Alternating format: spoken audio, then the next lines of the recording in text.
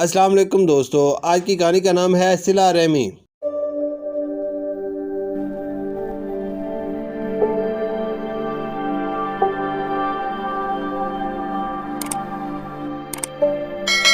سردیوں کی ایک صبح تھی، چاروں طرف برف بکھری ہوئی تھی۔ مسلسل برف باری کا سلسلہ کئی روز سے جاری تھا۔ ننھا خرگوش اپنے بل میں بیٹھا شدید بھوک محسوس کر رہا تھا۔ آج اس کے پیٹ میں شدید درد شروع ہو گیا تھا۔ آخر وہ ہمت کر کے بل سے باہر نکلا۔ بہت تلاش کے بعد اسے ایک جگہ 2 شلجم پڑے ہوئے ملے۔ وہ بہت خوش ہوا اور گھر آ کر اس نے وہ شلجم جلدی جلدی کھانا شروع کیا۔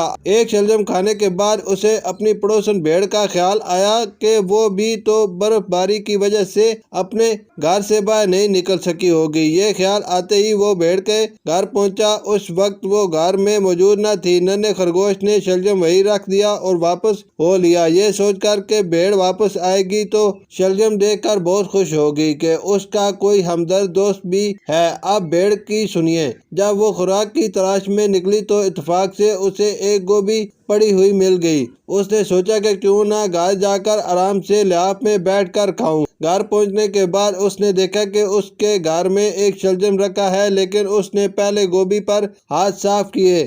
گوبھی کھانے کے بعد اس کا پیٹ بھر گیا۔ اب اس نے سوچا کہ کیا کرے۔ اچانک اسے خیال آیا کہ کہیں سنہرا ہرن بھوک سے نڈال نہ ہو سکتا ہے برف باری کی وجہ سے وہ بھی گھر سے باہر نہ نکل سکا ہو۔ یہ سوچ کر وہ سنہرے ہرن کے گھر پہنچی، لیکن وہ بھی اپنے گھر میں موجود نہیں تھا۔ بھیڑ نے شلجم وہاں رکھا اور واپس اپنے گھر آ گئی۔ بھوک سے سنہرے ہرن کی جان نکلی جا رہی تھی۔ مجبور ہو کر وہ گھر سے نکل کھڑا ہوا تھا تاکہ خوراک تلاش کی جا سکے۔ کافی دیر کی کوشش کے بعد وہ پالک کے اچھے خاصے پتے ڈھونڈنے میں کامیاب ہو گیا۔ جیسے ہی وہ گھر پہنچا تو اس نے دیکھا کہ کوئی ہمدرد اس کے لیے شلجم چھوڑ گیا ہے۔ اسے فوراً بھوکے خرگوش کا خیال آیا تو وہ خرگوش کے گھر گیا۔ اس نے دیکھا کہ خرگوش بھوکا سویا ہوا ہے۔ اس نے شلجم خرگوش کے سرانے رکھ دیا۔ جب خرگوش اٹھا تو اس نے اپنے سرانے شلجم پایا۔